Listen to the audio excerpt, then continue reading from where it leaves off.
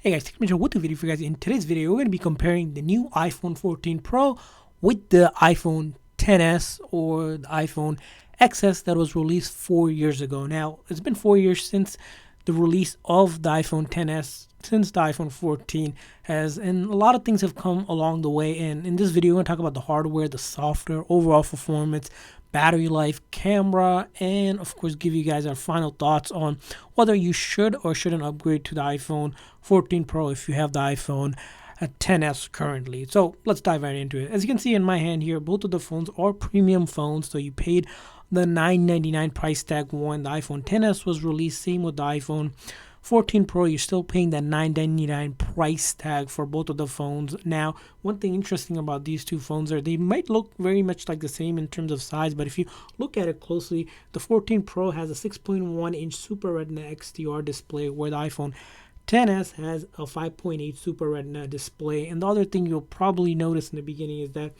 on the 14 Pro, you have 120 hertz refresh rate with that Pro Motion and the new feature of on the display, which is the always on feature. So if you go into display here, you'll see there's the always on feature. Unfortunately for the iPhone 10s, you don't have that feature. As you can see, when I lock it, you can go in and see that for yourself. So that's kind of one thing in the display that you probably notice here.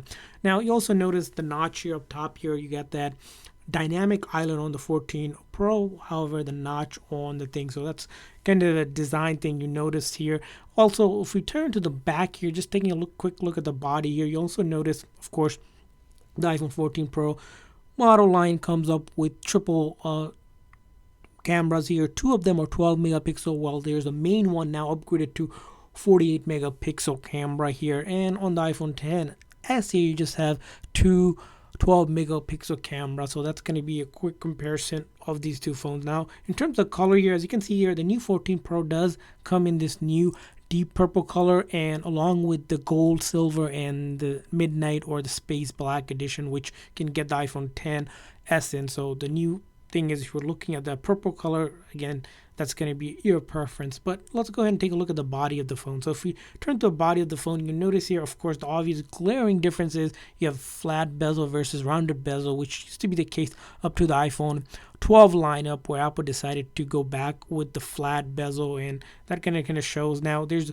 mixed reviews between the flat versus round. Some people prefer the flat, some people prefer the round, but that's a distinguishing design you'll see here between these two phones. The other thing you'll notice here, that on the 14 Pro here, there is no SIM card tray. So as you can see here, there's a SIM card tray, but on the 14 Pro, you no longer get a SIM card tray. You do have 5G capability on the 14 Pro. Unfortunately, on the iPhone 10s, 5G is not available for you to utilize. So in terms of hardware, if you're looking for 5G, that's where the 14 Pro comes in for your purposes here. So as you can see here, both phones, again, side by side again.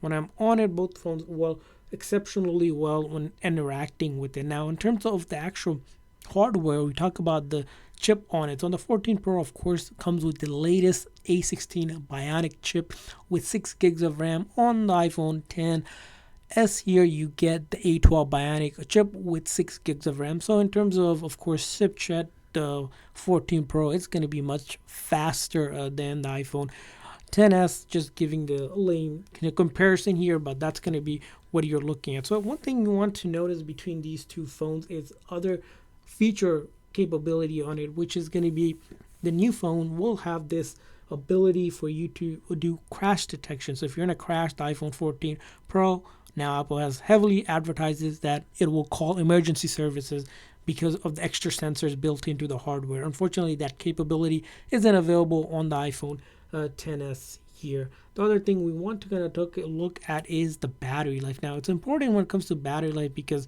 what kind of battery upgrade are you getting if you're upgrading from the 10s to the 14 Pro? Well, there is a big upgrade in terms of the battery. The iPhone 10s here lasts about 14 hours in terms of video playback, where the iPhone 14 Pro is supposed to last 23 hours in video playback. Almost makes it a deem as all-day battery, and we've seen that case because it's such a bigger battery on the 14 Pro, and optimization of the software. Of course, the 14 Pro has much better battery life than you would expect on the iPhone 10s, because it's been 4 years, and you would think by now the technology for the battery has, of course, efficiency and enough way to power the phone that it's able to deliver much more with a bigger battery if you really take a look at down the line between these two phones. Now, other thing I want to mention here between these two phones is in terms of the hardware storage that you get between these two devices. Now, both of the phones you get are slightly different storage. So starting with the base model on the iPhone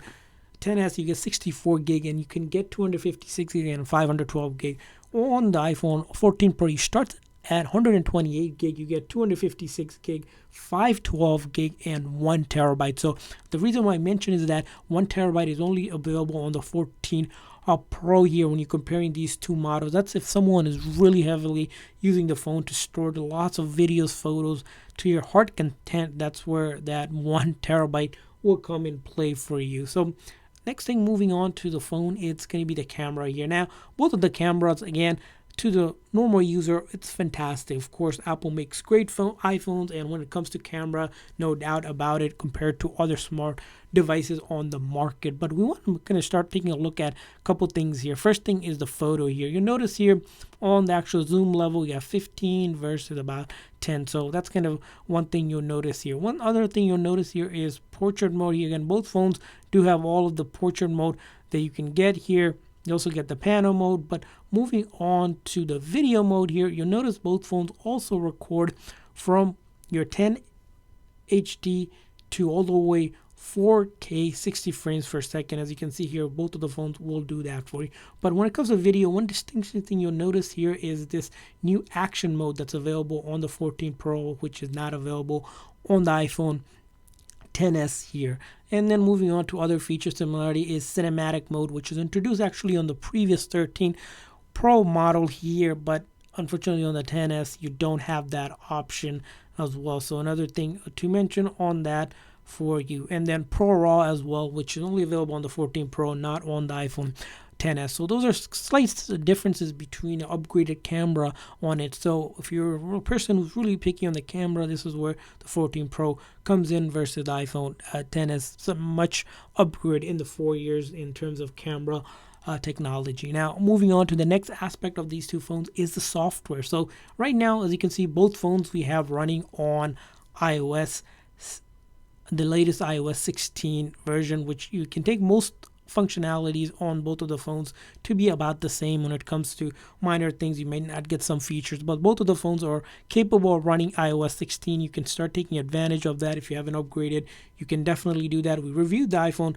XS on the iOS 16 update, and so far it seems like the performance has been optimal. But again, this phone might be getting another 1 or 2 update, and that's because most phones Apple produces get about 5 years of software updates before they sort of stop getting software update. With the iPhone 14 Pro, of course, you're going to get another good 5 to 6 years out of it. So software, in terms of if you're thinking long term and trying to compare between these two phones, of course, the 14 Pro, it's meant for iOS 16, and you're going to be able to take advantage of all the features that iOS 16 comes in, which again, for the most part, iPhone XS also does that. But as you're winding down, the software updates available will be limited on the next update, that we might see less update coming for it. So in terms of long term, of course, the 14 Pro, it's going to outlive the software update of the iPhone XS. But that doesn't mean both of the phones do not work optimally. As you can see here, when I'm going through most of these apps,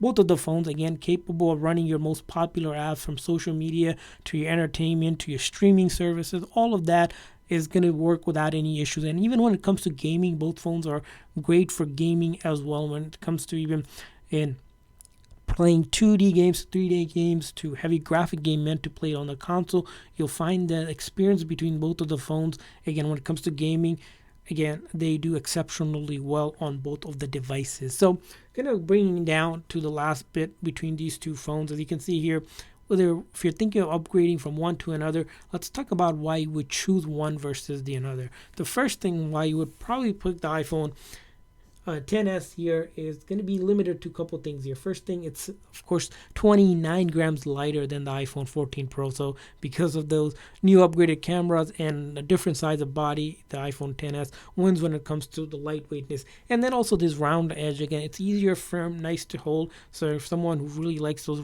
nice crispy round edges, that's where the iPhone 10s wins at. The other thing I'm going to mention is the physical SIM card capability that is no longer available. And the reason we mention is that if you're traveling out of the country, especially in other countries where eSIM is not available or not supported here, this is where the iPhone 10s again will get the job done for you because you can switch out the SIM card. So those are going to be the perks of getting iPhone 10s. And finally, the price. Of course, you can get the iPhone 10s under around $250, and most likely at a pre-owned or used device, which you can score from eBay and Amazon, which leave some link in the description section.